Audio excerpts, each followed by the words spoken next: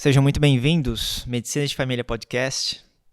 Aqui nós desvendamos, a medicina além dos carimbos.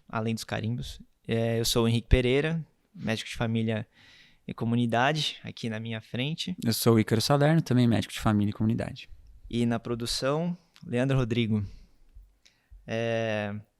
Lembrando que a nossa produção é independente, né?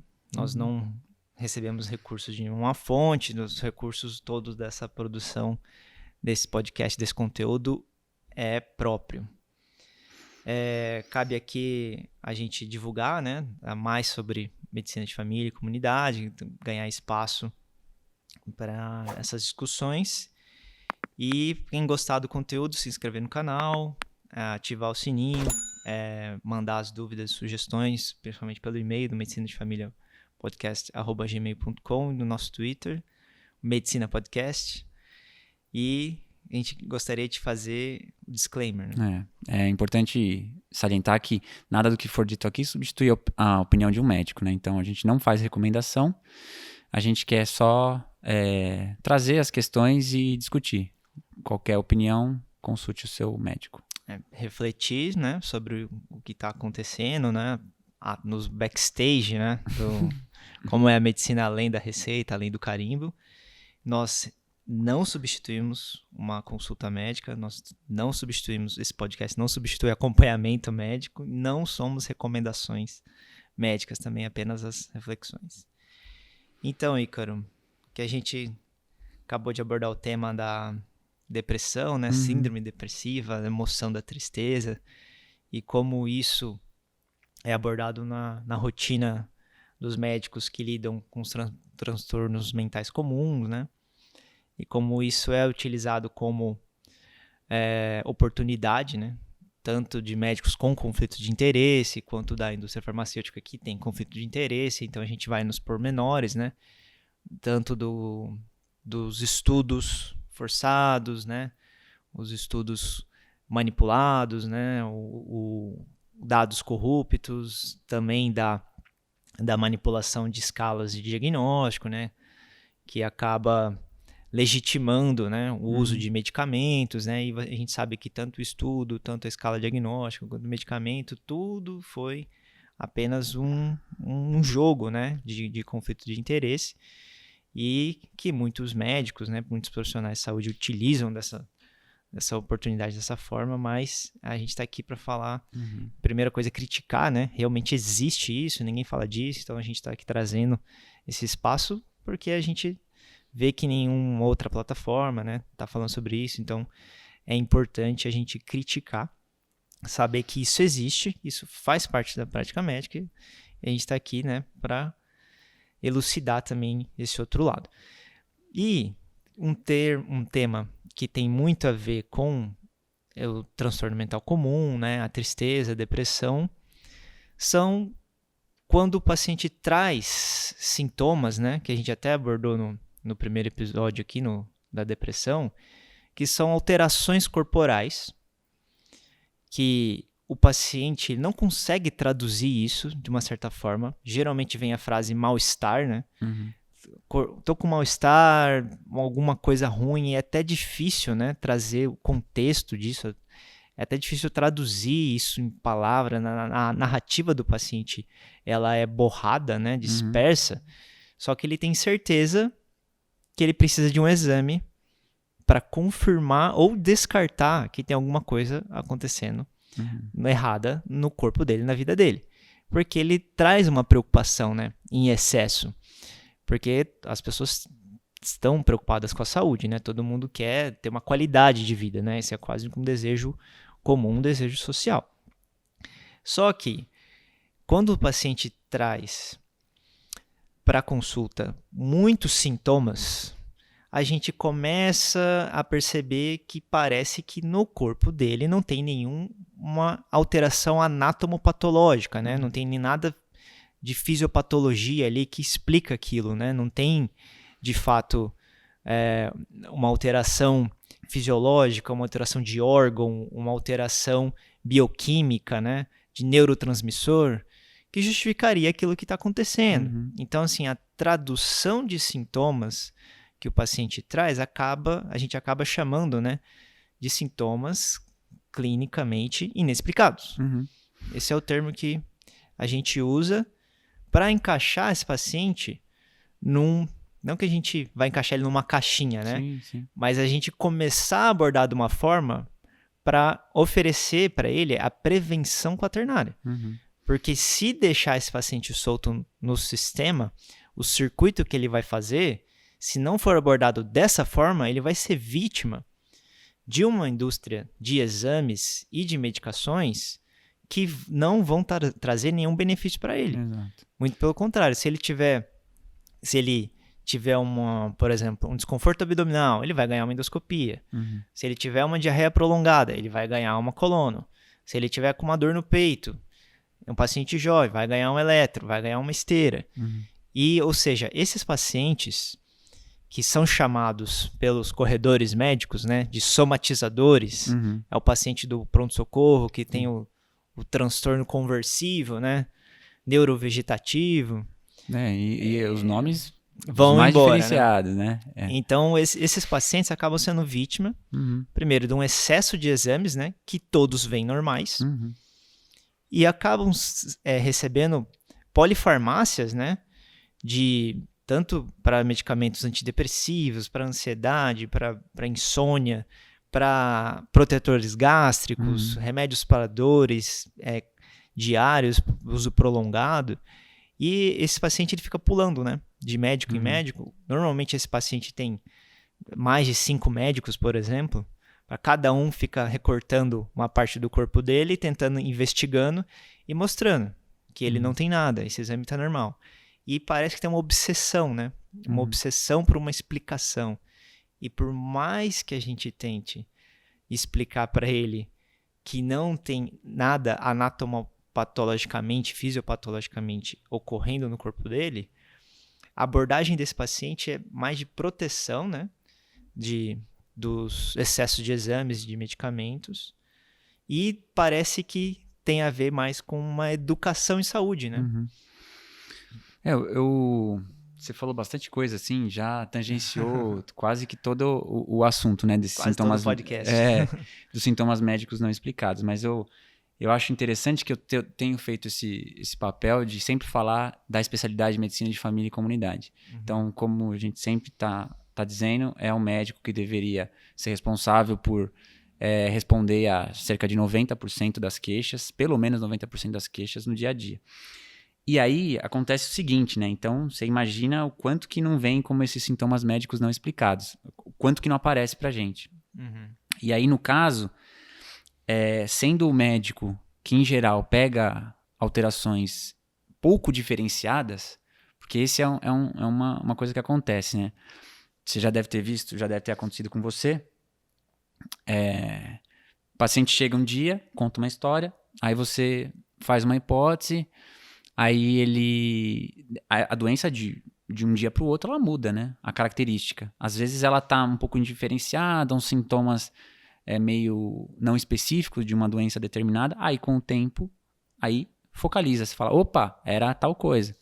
Essa febre depois virou, enfim, uma infecção de trato urinário, sei lá, uma infecção pulmonar. Então, é muito fácil ser o médico do dia seguinte. Que aí o colega que vai ver no dia seguinte, ele fala assim, pô, o cara não viu lá que era isso? Que óbvio que tá, né? E a gente tem que ter esse cuidado que quando a gente tá idealmente, se o médico de família fosse o filtro inicial e não o médico especialista, serviço como atenção primária, a gente vai ver coisas pouco diferenciadas. Então, é importante da nossa da medicina de família a gente ter um bom exame físico. Um exame físico é quando a gente pega o paciente, bate, põe um estetoscópio, escuta, vê se tem alguma alteração dos sinais que o pessoal chama de vitais, né? Tem que ter um cuidado também de chamar assim. Mas assim, a gente tem que usar o exame físico ao nosso favor. E assim, quem for médico de família e estiver assistindo, ouvindo a gente, é muito importante a gente ficar com o exame físico mais acurado possível.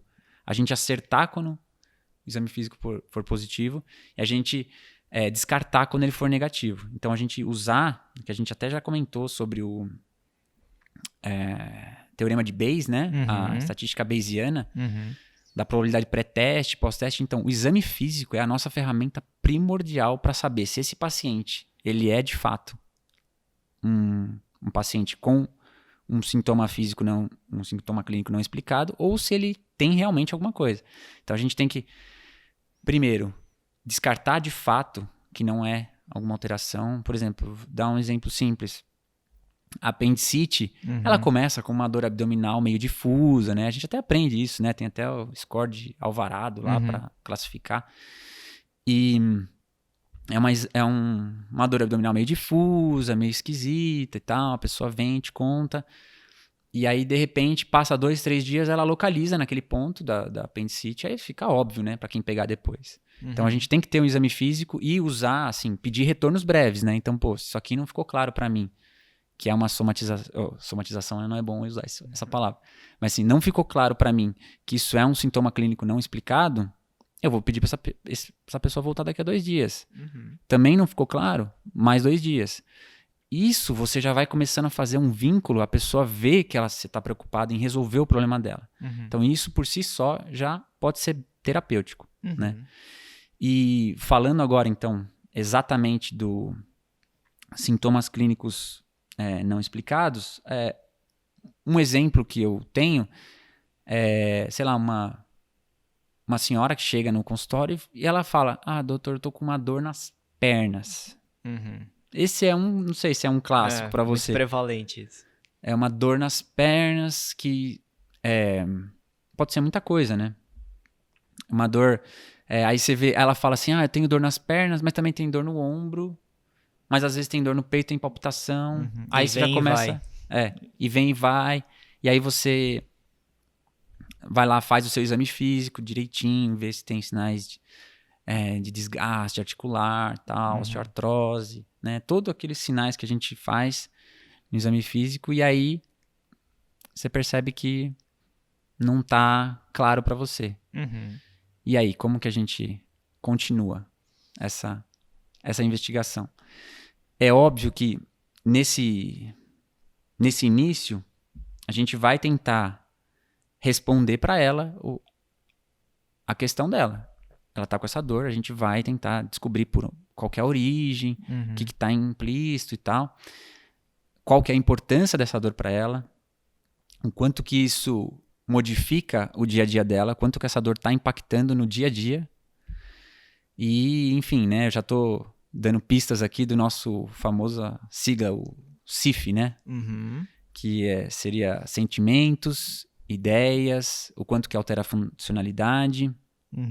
E faltou né? Expectativa. E a expectativa dela em relação àquele sintoma que ela está trazendo. Então a gente aborda isso, né? E a partir daí a gente consegue diferenciar o que pode estar acontecendo. Você tem algum exemplo que você faz no seu dia a dia? O que eu queria trazer, que você falou também, você falou assim, bom, é muito fácil ser o médico do dia seguinte, né?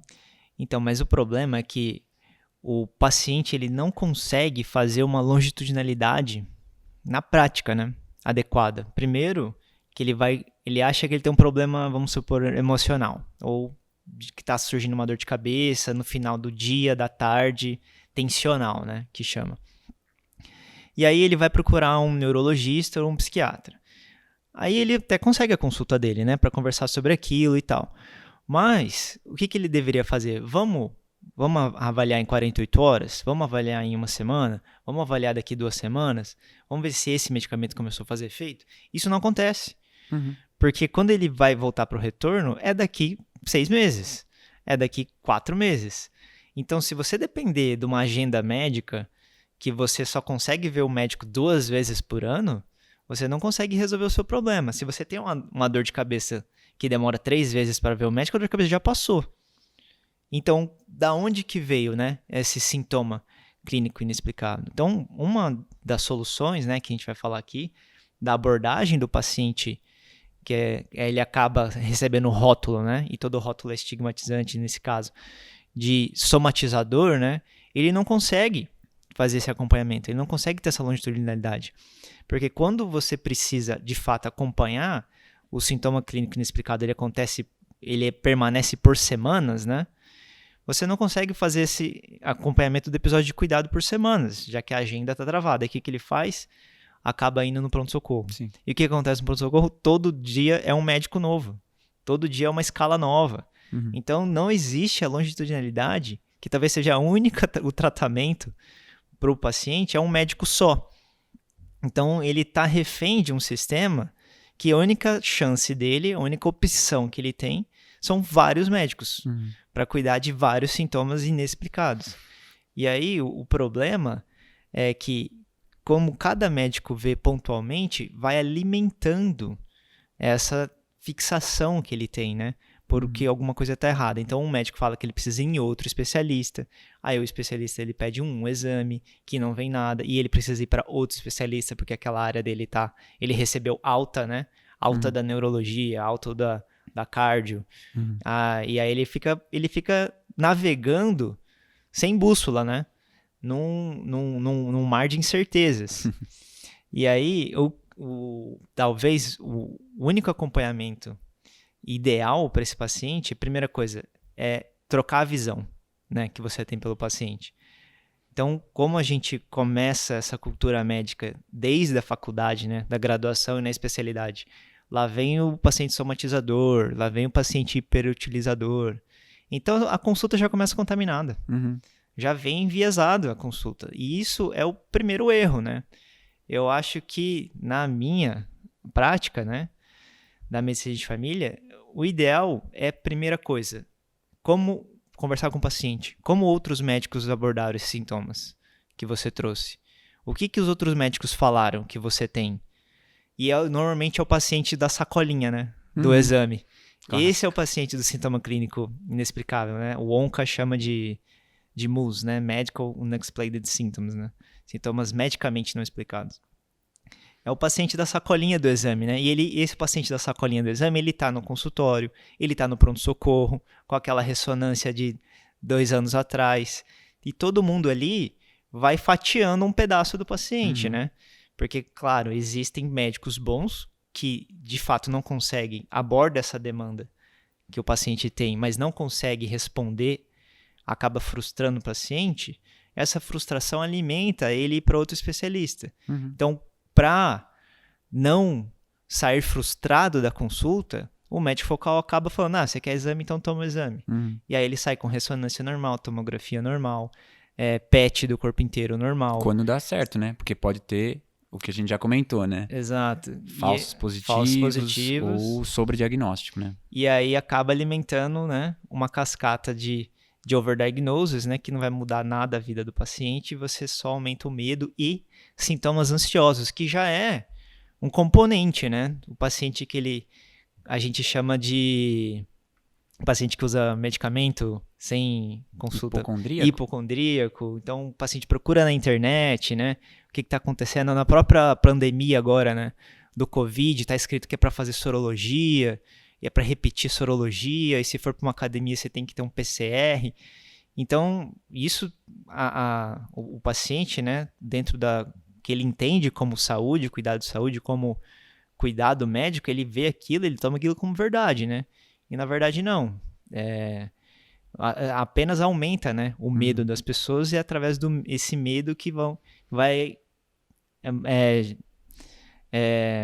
alimentando, né? E dando propulsão para esse motor, né? De prejuízos e dano, não só individual, mas esse é um dano coletivo, né? Porque Sim. Você vai criando jurisprudência, né?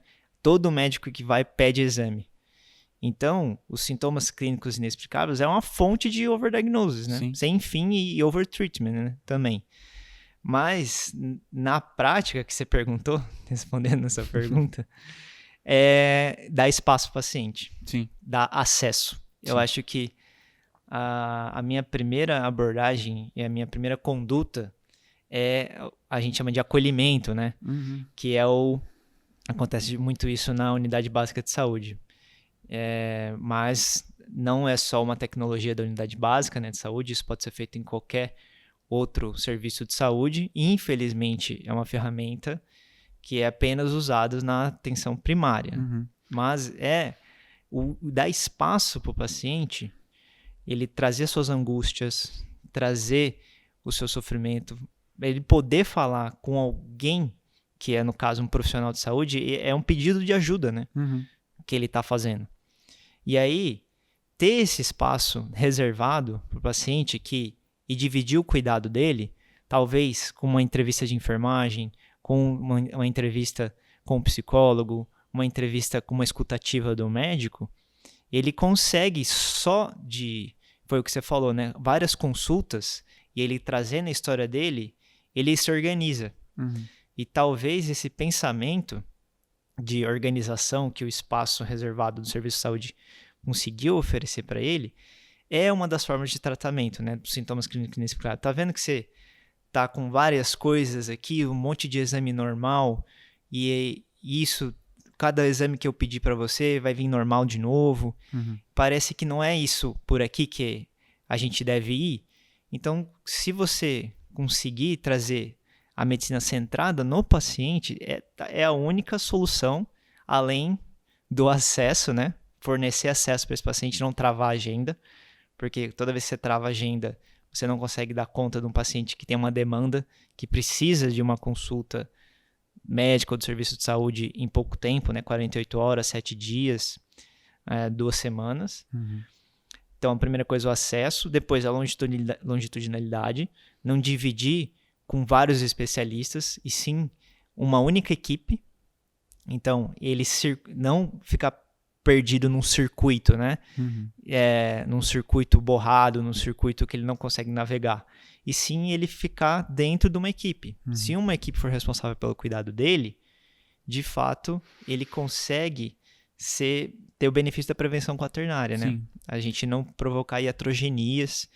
Então, dentro da consulta, primeira coisa, eu ofereço acesso, vou fazendo várias consultas, ele vai trazendo a história dele, eu vou tentando ajudar a ele se organizar dentro do que está acontecendo e te desprescrevendo os exames, né? Cada vez mais eu falo, olha, já pediu o exame, não precisa, não tem benefício, se a gente achar uma coisa parece que não tem a ver com o que você está trazendo, e dar esse suporte emocional. Talvez valha a pena a gente fala muito de longitudinalidade, é uma palavra comum no nosso dia a dia. E assim, longitudinalidade nada mais é do que você acompanhar a pessoa ao longo do tempo, seja com várias consultas, dividindo com a mesma equipe, né? Então, é esse acompanhamento ao longo do tempo. Muitas vezes tem médicos de convênio que acabam fazendo isso, né? Aquele médico de confiança, que o paciente sempre... eu sempre falo com o Dr. X lá, tal, falando sobre essas coisas e tal. Mas, assim, é importante a gente dizer assim, que esse acompanhamento ele acontece nas UBS que tem uma organização com acesso adequado, né? Sem agenda travada. Acesso avançado. Eu falo isso porque a gente pode estar falando aqui, parece, nossa, sua especialidade é maravilhosa, então, perfeito. Então eu vou lá no meu posto, aqui do bairro. Aí ele chega lá no posto, aqui só tem consulta daqui a 3 meses.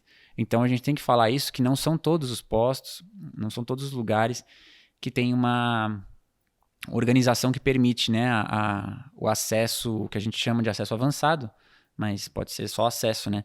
O acesso quando a pessoa precisa. Ter um espacinho na agenda para ela conversar com o médico. E, de fato, né, a pessoa que vem com a sacolinha, né? O que acho que vale a pena a gente comentar é que, idealmente, pronto-socorro não deveria ter nem consultório, né, cara? Pronto-socorro era sala de emergência.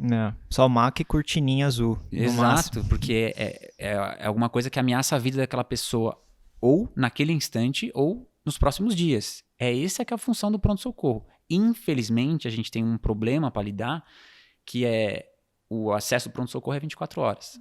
Então, a pessoa trabalha 7 às 7, aí ela chega em casa, tá brava com o patrão, tá passando por um monte de problema no trabalho, chega lá, começa a ter sintomas, dor no peito, aquela coisa que a gente pode traduzir assim, na brincadeira como uma runheira, né? Algo tá estranho no meu corpo e eu preciso ir em algum lugar. Aí você vai, o posto tá fechado.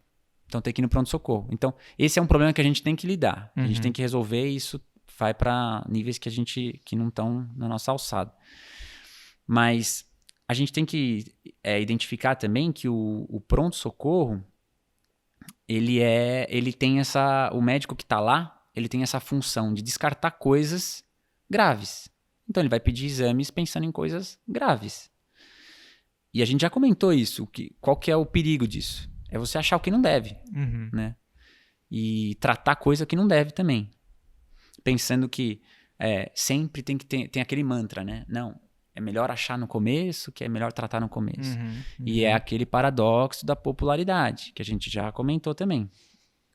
O paradoxo da popularidade as pessoas que foram tratadas no início de uma coisa que talvez não prejudicasse a vida delas, elas tendem a falar para as pessoas, fazer um testemunho de que, olha que maravilha, foi tratada no começo. Então esse é o paradoxo.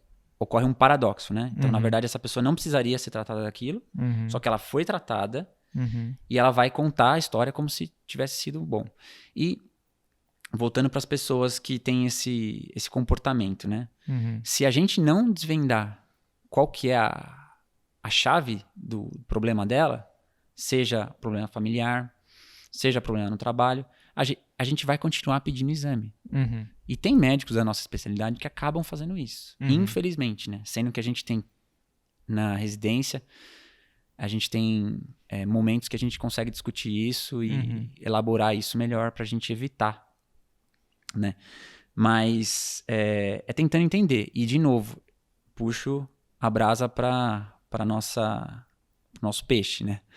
Que a gente estando no território, a gente conhecendo o território, de certa forma a gente consegue entender melhor.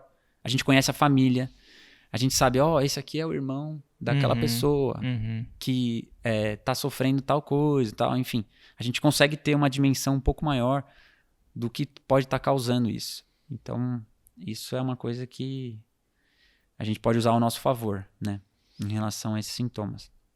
Aí que cabe o genograma e o ecomapa, né? Que são ferramentas muito utilizadas na abordagem da coordenação do cuidado, né? E também na investigação da natureza, né? Dos problemas que são trazidos mais prevalentes na consulta médica. Por isso que cabe o exame físico, cabe a comunicação clínica aqui, para alinhar o contexto do que está acontecendo. Se você coloca no mesmo contexto a expectativa do paciente sobre o que está acontecendo e a abordagem médica, aí você alinha e você consegue trazer cuidado para esse paciente, o tratamento correto. E não esse excesso, né, de pedidos de exames mal indicados, né, que só vai trazer prejuízo para o paciente. Mas eu queria fazer uma pergunta. Opa. Se fosse para listar os principais sintomas medicamente não explicados, os sintomas clínicos inexplicados, quais seriam os principais sintomas que você vê na sua prática? Dor de cabeça, dor no peito, palpitação, dor nas pernas, cansaço, fadiga, falta de coragem, que o pessoal fala, né? Ai, doutor, tô com falta de coragem pra... Exato. Né? Enfim. Por que eu fiz essa pergunta? Porque, olha só, como não tinha atenção primária, parece, né? E os especialistas foram tomando conta, parece que cada especialidade pegou o sintoma clinicamente inexplicável e deu um nome. Então, o neurologista chamou a dor de cabeça inexplicada de cefaleia tensional. Aí, o ortopedista chamou a dor nas costas de hérnia, sabendo que a maioria das hérnias não causa dor. O reumato chamou a dor no corpo de fibromialgia. O gastro chamou a desconforto abdominal de gastrite ou síndrome do intestino irritável. Então, assim, a gente consegue... a própria ansiedade também. O paciente chega com sintomas ansiosos, o medo, o psiquiatra chama de transtorno de ansiedade generalizado. Então, assim, cada especialista pegou o sintoma clínico inexplicado e deu um nome para ele. Então, acabou sendo, o especialista chama de diagnóstico de exclusão. Só que até chegar nesse ponto, ele já fez exames necessários, já criou o custo para o sistema, já não só para o paciente, né, mas para toda a família, né? Aquela família inteira está preocupada porque o paciente está passando em vários médicos e ninguém sabe nada. Então é muito comum chegar na consulta, né, e o paciente falar: todo médico que eu passo, ninguém descobriu nada, ninguém acha nada. Então, porque está todo mundo trazendo um viés de disease, né, de patologia, trazendo um modelo biomédico. Então, se não trocar para o modelo biomédico, colocar no biopsicossocial, esse problema nunca vai ser resolvido. E, na verdade, só traz dano, né, para o paciente e esse dano coletivo que vai causando. E aí, por isso que eu quis trazer a definição do sintoma clínico inexplicável pelo Wonka, que ele fala que são sintomas físicos que existem por muitas semanas.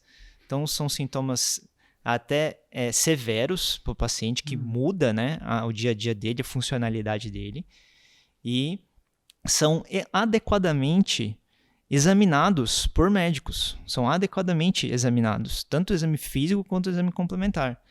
E não são reveladores. Tanto o exame físico, a entrevista, não são reveladores de condições que cabem dentro de uma síndrome, né? Não cabe dentro de uma alteração patológica, anatomopatológica, fisiopatológica.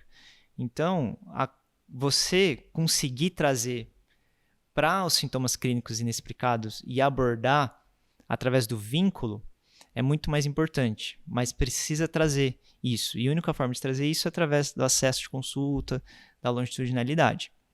Aí, outra coisa que eu queria falar também é a gente falar da diferença da somatização com sintomas clínicos inexplicados. Não, isso é importante, né? Que o McQueen, né? Que ele traz essa diferenciação, né? Porque tá no jeito que a gente...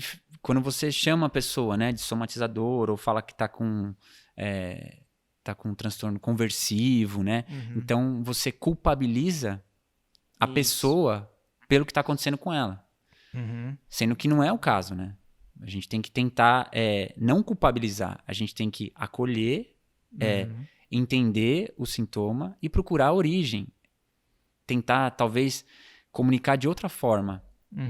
Comunicar. Você está com sintomas que a gente vai abordar da melhor forma possível, mas que no conjunto deles a gente não consegue uma explicação de uma doença específica ou uma, né?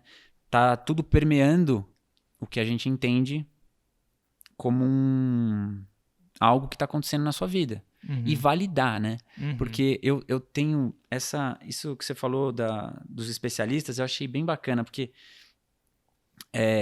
às vezes o paciente chega já com esse rótulo, e eu já fiz toda vez a pessoa fala assim, ela conta pra você, né? Você fala, como eu posso te ajudar, tal. A pessoa conta assim, então eu tô com uma dor no joelho. Mas então, doutor, mas eu tenho fibromialgia.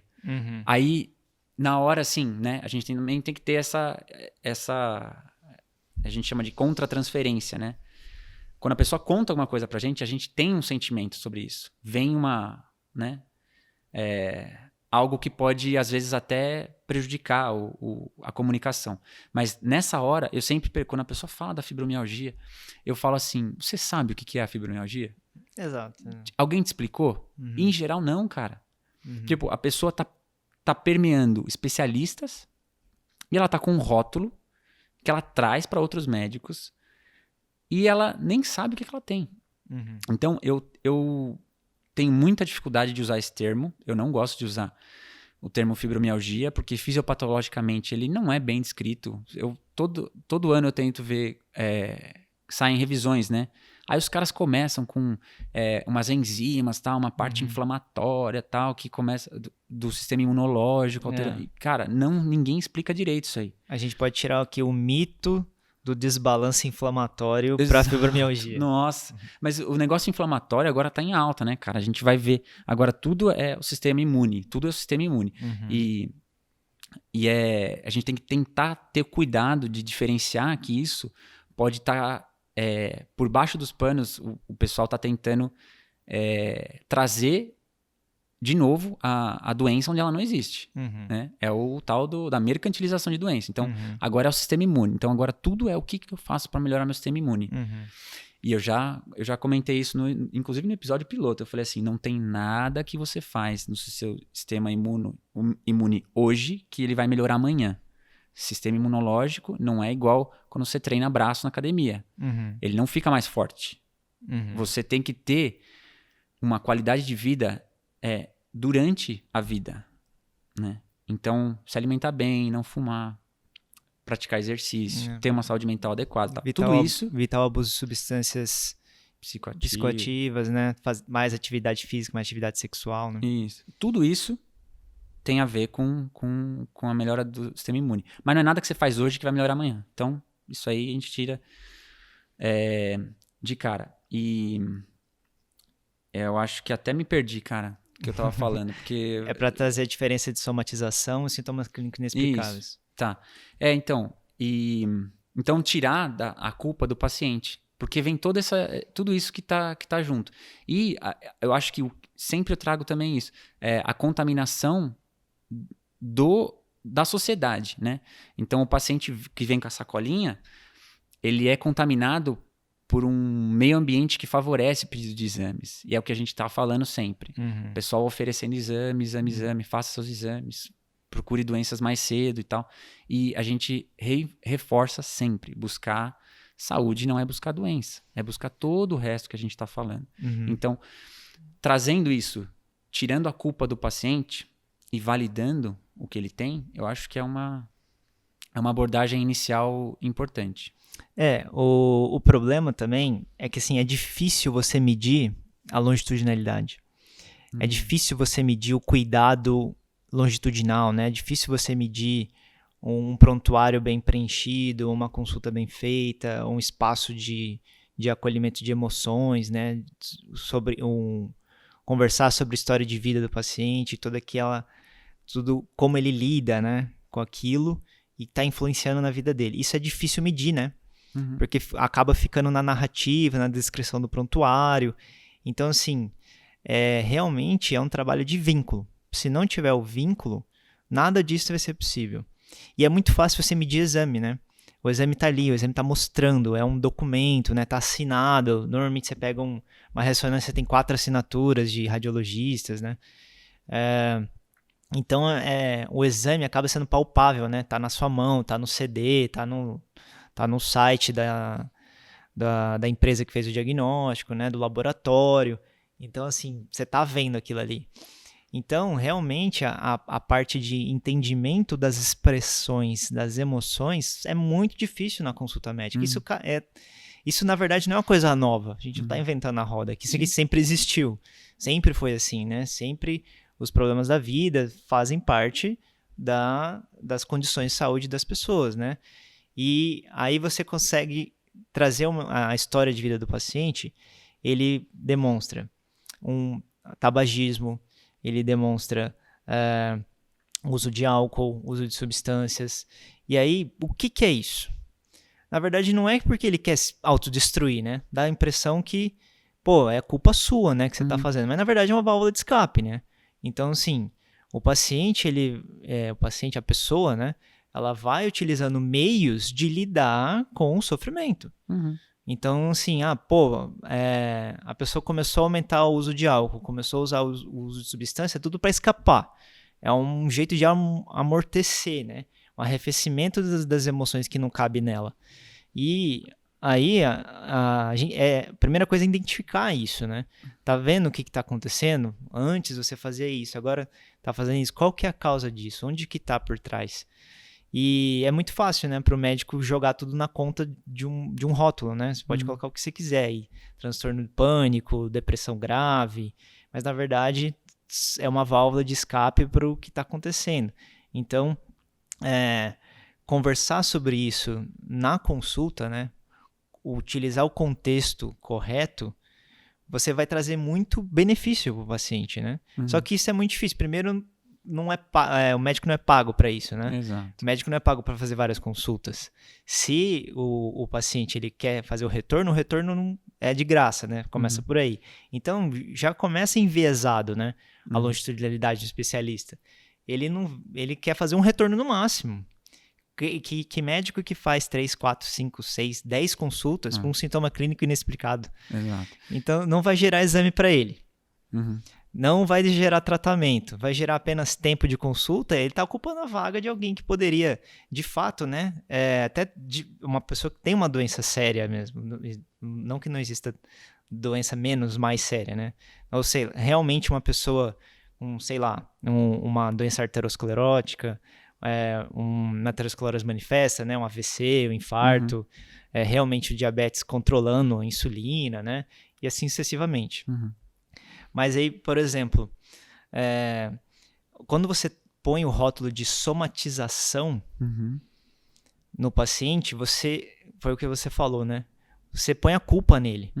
Então, tipo assim, você que não entende os seus sintomas, você não entende o que está acontecendo, por isso que você vai no pronto-socorro, porque você está com uma runheira, o problema é seu.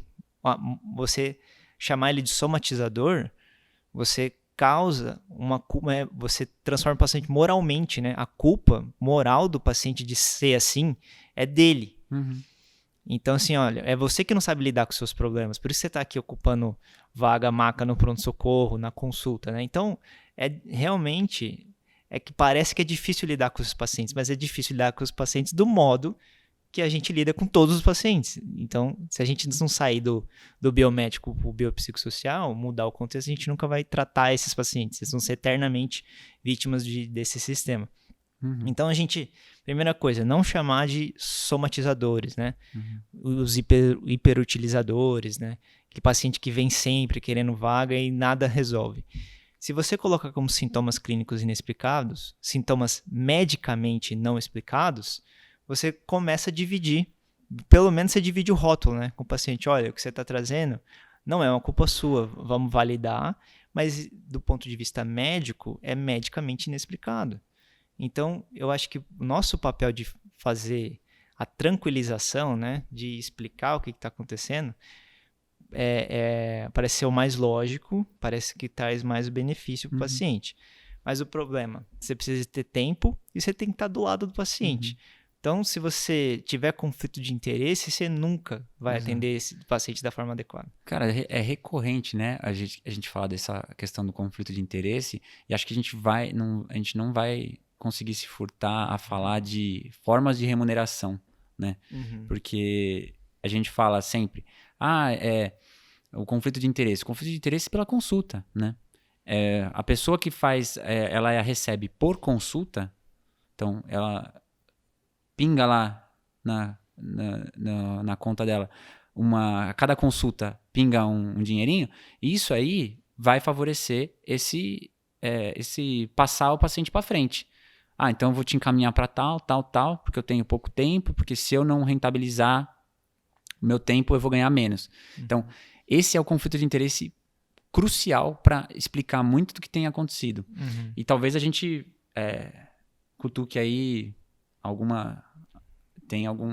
alguém que não goste de ouvir isso. Mas, de fato, a gente tem que pensar em novas formas de remuneração para evitar esse tipo de coisa. Exato. Porque o tempo está sempre na nossa cabeça. E isso acontece, né? Às vezes você atende uma pessoa com esses problemas que a gente tem, essa dificuldade, fica essa coisa no ar, né? Que você não sabe o que é, como que você vai resolver. E o próximo paciente é um paciente já infartado, grave. Aí você fala, putz, daqui a pouco eu tenho ali a senhor tal lá, que é um paciente grave. E isso está na sua cabeça. Então, a gente tem que pedir para esse paciente confiar na gente e ter ele do nosso lado, se responsabilizar por ele. Porque é isso que as pessoas não têm. O cara encaminhar você para outro e não se responsabilizar pelo paciente, fica fácil. É a fragmentação do cuidado. E aí, quem tem muito médico não tem médico, né? Você tem que ter um que coordena o seu cuidado e que vai te encaminhando. E aquela coisa que eu já expliquei, o encaminhamento com volta. Quando eu vou encaminhar para um cardiologista, é porque eu preciso do cardiologista, eu faço um papelzinho, explico o que está acontecendo e eu faço uma pergunta para o cardiologista. Você acha que você Tem como me ajudar a otimizar as medicações? Ó, eu tentei tal, tal, tal. Não consegui otimizar. Eu preciso de uma ajuda. Aí ele vai, ele me devolve a pessoa. Uhum. Então, o médico que faz a longitudinalidade, ou seja, esse acompanhamento contínuo, é o médico de família. Que ele essa é a especialização dele. É fazer isso no decorrer do tempo. E a gente precisa de todas essas ferramentas, né? As ferramentas de entendimento da medicina centrada na pessoa, né? Dos ciclos de vida, tentar abordar esses sintomas de outra forma, como a gente já explicou. Então, acho que vale a pena a gente falar da remuneração. Em algum momento a gente vai ter que tocar nesse assunto. Vai ter que falar no episódio desse. É que o que você trouxe é muito importante, né? Além da remuneração, a forma como esse paciente ele é cuidado por especialista acontece assim. Vamos lá na natureza, né? Na origem. A primeira vez que uma pessoa procura, ela está preocupada com uma coisa de saúde, né? Então ela vai procurar um médico, X. E aí o médico vai falar que é da área dele ou não. Beleza. Se é da área dele, ele vai resolver aquele problema. E aí, beleza. Se não for da área dele, o que ele vai fazer? Ele vai encaminhar para outro especialista. E esse outro especialista vai falar, também não é da minha área, mas depois de uma série de exames. Aí ele vai encaminhar para outro especialista. Não é também da minha área, depois de uma série de exames. Depois para outro especialista. Ou seja, a natureza do problema que começou, que desencadeou essa fragmentação do cuidado foi o primeiro encaminhamento. O primeiro encaminhamento errado desencadeou um processo de excesso de exames de outros especialistas que o paciente parece que não tem mais volta, né? É muito difícil você falar para ele que tudo que ele passou foi desnecessário. Mas é por causa de uma coordenação do cuidado inadequada. Então, o paciente, ele realmente... A única forma de a gente tratar de forma adequada e profissional, né, os sintomas clínicos inexplicados, que é grande parte dos pacientes, né, tanto que na atenção primária 90% é resolvido por causa da prevalência alta e baixa complexidade, a resposta é a atenção primária. Se você não tiver um serviço de atenção primária, você não consegue devolver o paciente para um sistema que é especialista, que é especializado em lidar com uma quantidade de doenças de alta prevalência e baixa complexidade. Então, é o único lugar que talvez faça a longitudinalidade adequada. Então, talvez nem todo mundo sabe o que é atenção primária, né? O primeiro nível de atendimento de um sistema de saúde, onde o especialista fica na atenção secundária e o hospital fica na atenção terciária. Então, o ideal é o paciente caminhar na atenção primária, ou seja, todo mundo nasce na atenção primária, né? E todo mundo deveria falecer na atenção primária. E ao longo da vida do paciente, os episódios de cuidado vão ser, na maioria, sendo cuidado na atenção primária e, eventualmente, na atenção secundária e na terciária. Mas ele volta para a atenção primária. Enquanto os especialistas estiverem fazendo a atenção primária, a gente sempre vai ser um motor de produtividade, de fragmentação, de cuidado. E nunca vai ter exame suficiente para esses pacientes que têm sintomas clínicos inexplicados, sintomas medicamente inexplicados. Porque a resposta não é mais um exame, muito pelo contrário. É a suspensão dos exames, que mais atrapalharam do que ajudaram. Então, a gente trazer o paciente para esse contexto correto, onde a gente não conversa só com ele, né, mas conversa com a família e fala assim, olha, existe aqui uma obsessão para a explicação dos problemas através dos exames. E os exames não vão conseguir explicar. Não. Aí eu acho que é o primeiro passo, esse primeiro contato. Cara, perfeito o que você falou. Mas assim, uma coisa que às vezes eu fico bem triste de ver é como os colegas não conhecem a nossa especialidade. E assim, a ideia também desse podcast é a gente trazer para as pessoas conhecerem, né? Vamos ver o que a gente consegue. Mas assim, o que eu vejo às vezes, o colega não teve na sua formação, durante a formação de médico, não teve exposição a uma atenção primária bem organizada. E aí ele acha que todos os médicos que estão na atenção primária são não especialistas, sabendo que a medicina de família é uma especialidade médica, E aí, isso eu tô exemplificando porque eu vejo muito. Às vezes a pessoa vai pro pronto-socorro, que é aquela coisa que a gente sabe, né? Principalmente segunda-feira, que aparece lá no posto. Uhum. Mas ela foi no fim de semana no pronto-socorro, aí vem lá com 2 receituáriozinhos lá, com os garranchos, porque o cara tá tendo que lidar com um monte de coisa no pronto-socorro. É escrito assim, ao cardio, favor encaminhar ao cardio, favor encaminhar ao ortopedista. Aí você fala, meu Deus, o que aconteceu, né? Uhum. E aí você vai ver e aí que me entristece, que o colega não sabe o que a gente faz. Uhum. Ele não entende, ele nunca pisou numa atenção primária organizada, Uhum. com acesso avançado.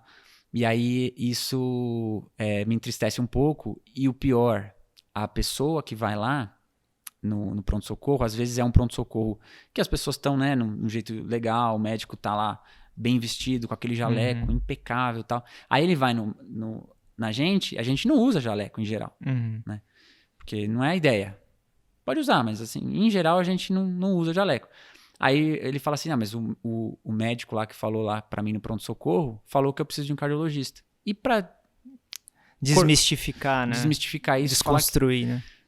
Ele, na realidade, não percebe que o colega, na verdade, não conhece o que ele deveria saber da faculdade. Ele deveria saber como funciona uma atenção primária. Aí você tocou num ponto muito importante, é que assim, a gente entra, né, numa discussão da autonomia médica, né? Parece que sim, não, o médico fez correto por causa da autonomia médica. Então a gente põe muita coisa na conta da autonomia médica e na verdade é uma grande desculpa para uma má prática. Sim. Porque não existe autonomia médica individual.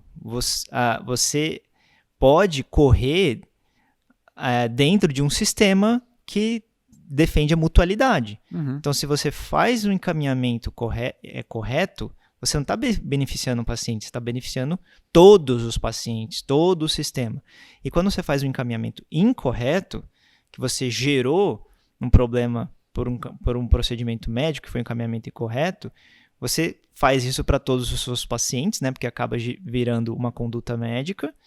E isso prejudica todo o sistema. Sim, então você inflaciona a agenda do especialista focal com coisa que daria pra gente resolver. Na atenção primária. Então, assim, você tem essa autonomia médica indiscriminada, isso é o maior motor também de prejuízo e atrogenia médica para o paciente. Vamos botar aqui um exemplo. Você está numa estrada, certo? Você pode dirigir a 180 km por hora numa estrada? Não, você vai ser multado, correto? Então, você pode dirigir no limite da estrada, certo? Por quê? Porque a gente quer punir você por causa do motor V6 que você tem no carro? Não, porque andar dentro do limite de velocidade é de certa forma, segura para você e para você não bater num carro numa família de 4 pessoas e matar essa família.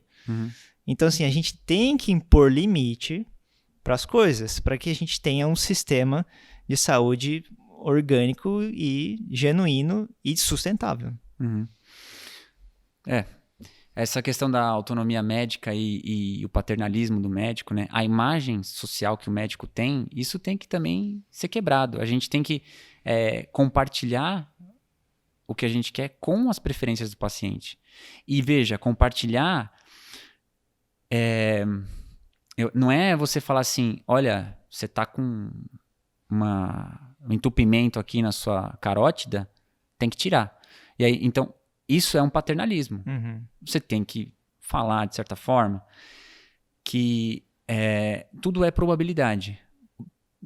Nem o melhor tratamento com mais evidência científica, por estudo bem feito, com todas as características, mesmo se você usar o melhor medicamento, você está vendendo probabilidade futura. Você não está atuando naquele momento. E as pessoas têm a tendência a achar que tomando um remédio é 100% de melhorar. Tudo é 100%. E não. A gente está sempre lidando com probabilidade. Quando eu te dou o melhor tratamento, e a gente pode um dia abordar isso, em geral você trata para um perfeito tratamento. Hein? Você tem que tratar uns 20 pacientes para um se beneficiar. É o NNT, né? É o número necessário para tratar. A gente pode um dia abordar isso. Mas assim, os NNTs que são bons, eles giram em torno de 20 a 30. Então, só que quando a gente toma um remédio, a gente acha que a gente já se beneficiou naquela hora. E quando a gente vai e vê os estudos, a gente vê que é benefício futuro probabilístico. Então, é a velha frase, não sei se eu vou falar errado, a frase do William Osler, né? Que é a medicina é a Arte da probabilidade. Não, é a arte Da da incerteza e a ciência da probabilidade. Essa frase é perfeita, né? Não sei se ela está sendo tirada do contexto, mas assim, pro que a gente está falando, é exatamente o que a gente eu vou pegar um outro exemplo aqui de sintomas clinicamente inexplicados, não só a origem dele, mas como consequências. Palpitação. Então, palpitação tá lá por causa de um medo, de uma ansiedade, e aí vamos colocar na prática, né? O paciente ele vai num pronto-socorro. E aí no pronto-socorro, o que está lá? Nos sinais vitais, uma frequência cardíaca maior que 100. E uma hipertensão. E aí fica, e essa frequência cardíaca, Mas, tipo, a primeira coisa que gerou a consulta no pronto-socorro não foi a frequência cardíaca, foi um mal-estar, alguma coisa, no caso, a palpitação. Então foi o medo da consequência da palpitação. As pessoas vão com o pronto-socorro com medo do infarto. Então, assim, a palpitação é uma arritmia, eu vou infartar, vou morrer, eu tenho família, eu sou um pai de família, eu sou o principal provedor, nada pode acontecer comigo. Então, a pessoa quer o máximo de cuidado. Só que aqui começa o cuidado médico errado. Porque o médico, ele foca naquela palpitação, e o que ele faz? Aquela palpitação, naquela dor torácica que o paciente está tendo, que vem de um conflito. E aí o paciente fala, o médico fala, eu vou me defender juridicamente, né? Já que veio no pronto-socorro, é um lugar que tem infarto aqui, acabou de ter um infarto do meu lado, vai ter outro agora, né? E aí ele vai e pede um eletro. O eletro vem uma taquicardia. Aí ele desencadeia o encaminhamento para o cardio. No mínimo, né? Fala, pede as enzimas, não tem nada aqui, faz o raio-x, não tem nada aqui, vai para o cardio. A gente tem que... quando chega no pronto-socorro, em geral... tem que fazer alguma coisa, né? Então, não é que a gente acha que não tem que fazer nada no dor torácica, pelo amor de Deus, né? Da probabilidade pré-teste num pronto-socorro com dor torácica, sempre pensar em infarto, os exames são adequadamente pedidos. E aí, se o paciente sai sem o diagnóstico, né, vai para o cardio para acompanhamento. Nesse cardiologista, ele vê que foi identificado uma hipertensão, uma frequência cardíaca lá atrás, e aí ele acaba pedindo um teste ergométrico e tal. E depois isso acaba desencadeando um cateterismo, por exemplo. Faz o cateterismo vem normal. E a dor torácica não resolve. Exato. E aí o cardiologista fica sem saber o que fazer, o paciente fica sem explicação que ele queria, e acontece mais uma vez, o paciente fica perdido, né, num próprio termo que é o sintoma clinicamente inexplicável, que ninguém soube abordar direito. E aí, às vezes, como você já disse, né? Às vezes vai pro psiquiatra, fala, tô achando que... não tá achando? Vai pro psiquiatra. E aí começa, né? É difícil lidar com isso, né, cara? E é muito delicado. Por isso que eu sempre sou da bandeira do exame físico acurado. Então, em algum momento a gente deve falar do... Acho que tá ali o livro. Evidence-Based Physical Diagnosis, que já tá, assim, é um livro que a gente tem que usar no dia a dia, porque a gente tem que tentar melhorar a nossa acurácia. Inclusive, isso também é importante, naquele ritual de cuidado, eu vou chamar de ritual porque eu não achei uma palavra melhor, no ritual de cuidado, vale a pena a gente fazer um exame físico bem feito e cuidadoso, que a pessoa, aquilo já pode ser terapêutico. Né? E assim, não é um teatrinho, é um exame físico bem feito, cuidadoso e querendo se responsabilizar. Eu acho muito importante a gente tirar... na faculdade a gente aprende muito um exame físico cheio de nome de caras que descreveram e tal. Assim, limpar isso e só colocar o que importa. E esses livros... Esse, no caso, ele coloca exato o que é importante no exame físico. Para, de novo, aumentar ou diminuir a probabilidade pré-teste, que a gente chama, né? Que é da estatística bayesiana lá. Para chegar na pós-teste, né? E o likelihood ratio também do exame físico. E a gente nem fala disso, mas assim, existem coisas de exame físico que são melhores do que exame de imagem. Assim, você aumenta mais a probabilidade pré-teste. cara, eu descobri esses dias uma que eu achei fantástica, assim, para pacientes com doença pulmonar obstrutiva crônica. Se você pedir para a pessoa, talvez a pessoa que esteja vendo vai querer fazer isso depois, pegar um fósforo e apagar o fósforo com a boca aberta, se você conseguir apagar com a boca aberta, a chance de você ter uma doença, um DPOC que a gente chama, é muito baixa. Você diminui a probabilidade. Então você põe a 20 centímetros assim, acende o fósforo, espera ele ficar com o fogo bacana, aí você apaga com a boca aberta. Você faz assim. Se apagar, você diminui a probabilidade. Quer dizer que você não tem que ir no médico? Não. Só tô falando assim, que o exame físico, às vezes ele é bem acurado nessa mas na sentido. própria formação médica, né, na graduação, a parte de ensinamento do exame físico é muito delegado, né, para a periferia da educação, assim. A gente acaba tendo aula de mecanismo de doença, de diagnóstico através de exames e tratamento. Então, assim, a própria formação médica contaminada, né? Mas eu queria resumir aqui, né? O nosso episódio está chegando ao fim. A primeira coisa da abordagem dos sintomas clínicos inexplicados, primeira coisa é educação, eu acho, em saúde do paciente sobre o fenômeno, o fato, a situação que está acontecendo, né? Então, essa educação da condição que está acontecendo, eu acho que é a primeira ponto-chave, né? E essa educação só vai acontecer com acesso adequado para a agenda médica, as consultas de retorno breve, né? Essa monitorização também, a gente chama de monitorização ativa, né? Através das várias consultas que vai trazendo, o registro no prontuário, como você falou, o próprio exame físico direcionado e constante, consulta breve, retornos, é terapêutico para o paciente, né? Então a gente traz até do Balint isso, né?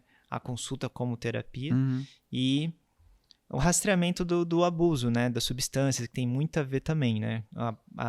O abuso do álcool, do tabaco, substâncias psicoativas. Então, eu acho que essas são as 3 formas que eu acho que de abordagem médica para lidar com sintomas clínicos inexplicáveis e saber que essa revisão de pelo menos 2 semanas, 3 semanas, 6 semanas, até 12 semanas é fundamental. Se não ocorrer isso, nada vai conseguir, o paciente vai chegar em lugar nenhum, o médico não vai chegar em lugar nenhum. Bacana, cara. É só uma experiência que eu tenho, que às vezes eu peço para voltar, pacientes com queixas de saúde mental, às vezes eu falo, você quer voltar, quando você acha? Semana que vem? Eu coloco um prazo curto, né? E aí a própria pessoa começa a querer espaçar. Ela começa a falar assim, não, acho que dá pra gente se ver daqui a um mês. Aí depois, doutor, tô bem. Pois é. E aí, assim, você... Nossa, o próprio paciente dá o tom, né? Do retorno. Isso. E aí você consegue... Isso, e não pensa que você precisa de 10 consultas pra chegar nisso, não. Com 2, 3, o cara já não quer mais. Porque, assim, a vida é muito melhor fora do consultório médico. Exato. Né? Acho que é isso. Então, vamos lá. O assunto não esgotado nesse episódio, né? A gente nunca consegue esgotar os assuntos. Mas a gente gostaria de ver a interação, né, das pessoas através das redes sociais. Então, todos os comentários, colocar, mandar um e-mail para a gente no Medicina de Família Podcast, @gmail.com. Se seguir lá no Twitter, Medicina Podcast. Como sempre, as dúvidas, as perguntas, as sugestões, a gente vai ler todas, vai responder todos os comentários. Então, pode compartilhar em todas as mídias sociais. Voltamos no próximo vídeo, no próximo episódio. Até a próxima. Até.